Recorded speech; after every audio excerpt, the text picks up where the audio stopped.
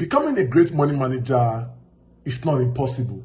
However, it is hard. If it was very easy, everybody would be doing it. I would say that the steps are clear-cut and practical to follow. What really prevents people, from my experience, is the mindset and lack of knowledge. I can only train but so much on mindset, but I can provide the knowledge. And in my book on how to become a great money manager, I lay out like the key steps, the key components, and the key brackets on how to really achieve this status. And not only achieve it, but also maintain it such that day 1, month 1, year 10, year 20, you are consistently achieving that goal and status of being a great money manager. If it was easy, everybody would be doing it, right? Like, we wouldn't have such bad start of people living paycheck to paycheck, or couples having disagreements about finances and divorcing because of lack of financial support. Whatever it is, great money management for sure is not easy, but it is very, very possible. So in this video, I will condense the 4 things that I believe you need to do today to become a great money manager. Number 1, work on your mindset. Like the popular saying, if you think it, it is true. If you don't think it, how will you achieve it? Right? If you think you can do it, you're right. If you don't think you can do it, you're also right. Choose what you think, right? So the mindset saying, I am ready to own my process. I am ready to stop doing what I was doing before and start doing something new to get to where I want to be. The mindset is always the foundation to that greatness. Take a step back. Think about where you're right now. An accountant, you're a student, you're a mom, you're a grandparent. Chances are 85 to 90% of where you are now is because of what you did in the past. You thought about it. To be a student, you thought about going to school. To be a mom, you thought about being a mom. To being an accountant, you went to school. All these are things you thought about that became fruition. Also, you can apply that same idea and mindset to your finances. Think to yourself and say, today is the day I choose to become a great money manager. An example is people that are trying to achieve a target of running a marathon or trying to pay off debt, whatever it is. What separates those that are great runners or great money managers is the consistency and the practicability that they are putting in. The mindset, they have the mind, they desire it, they want it, they choose to do this. So the number 1 is your mindset. I cannot stress this enough. You have to have the right mindset. Then number 2, you have to have a principle called pay yourself first. I talk about this a lot in the book, but basically paying yourself first is you saying every time you get a paycheck, take an amount out of it that should not be spent. It could be for investment, for savings. Every month, say you get paid 5K per month. Choose an amount and be honest with yourself. Every month, I want to save 1K for my future self. It could be for investments, it could be for emergency funds. Take an amount out first and then live on the rest. On the flip side, what people do is they live on the 5K and then they save what's left and then they save very little, if at all, anything. So that's the problem, right? You are twisting the way to save your money. And I got this idea, it's not my idea, from Robert Kiyosaki.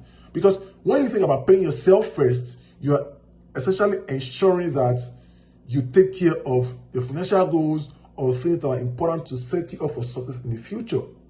Maybe you are trying to achieve a goal of paying off your debt. Fastest way to pay off your debt is by paying yourself first. How much do you want to take out from your income to pay off your debt and then live on the rest? If you can determine how much you want to pay yourself first and be honest about it, you are on the right track to becoming a great money manager. Number 3, of course, this is something it's not coming. Have a budget. You've taken out how much you want to save or invest for your future self. Now you're left with an example of the 5K. Now you're left with 4K. How do you spend the 4K? This 4K is all yours to spend. Remember, it's all yours to spend because you have taken out an amount that you want to reserve for the future, for your savings, for your goals, whatever it is. How do you spend the 4K in a way that makes sense? You have to have a plan so you can make the best of it. How can you spend 4K wisely and strategically without going overboard? That's why you need the budget. You have to think, how can I categorize my budget? On a monthly basis, on a yearly basis, what am I doing to ensure that this 4K is well spent and I'm not spending above the 4K. That's why you need a budget, because now you can dictate how the 4K should be spent versus you just going with the flow and spending 4K. Number 4, this is where people get carried away: tracking and measurement. So you have done the first step, which is working your mindset.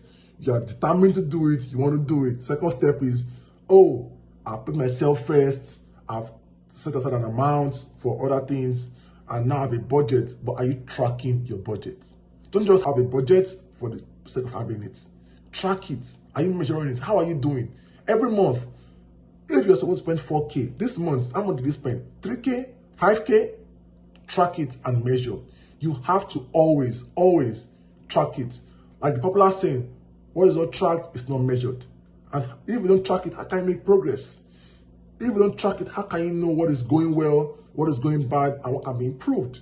All of this is important because, example, say you spent in the month, this is November, you spent 3K in September, you spent 4K in October, but then in August you spent 5K. You're able to see, why did I spend 5K in August, 3K in September, and 4K in October? Because you can track it, you're able to now measure and see, okay, August I did poorly, September I did great, October I was like, neck and neck. What happened? What did I do? I'm measuring it. You're not able to track and see your progress over time. That's why, again, it's good to have a budget, because if you don't have a budget, how would you know what was done well and how it can be improved? Keep these steps in mind. Number 1, work on your mindset. Number 2, pay yourself first. Number 3, have a budget. Number 4, track and measure. And if you practice these steps consistently, you will always see that, number 1, you are never over budget. You have peace of mind. You never worry about anxiety when there's economic downturns, because you're not spending more than your means and you have surplus to cover yourself. This is how to become a great money manager. For more practical steps and more insights, check my book. The link is linked below, and get clear, transformative insight on how to go from good to great or from bad to great. The beauty of money management is that it's never too late to learn. If you have been a bad money manager all your life, today can be the day you choose to become a great money manager by simply working on these steps that I've laid out here. Until next time, bye for now. Thank you for watching. Please like, subscribe, and share. See you next time.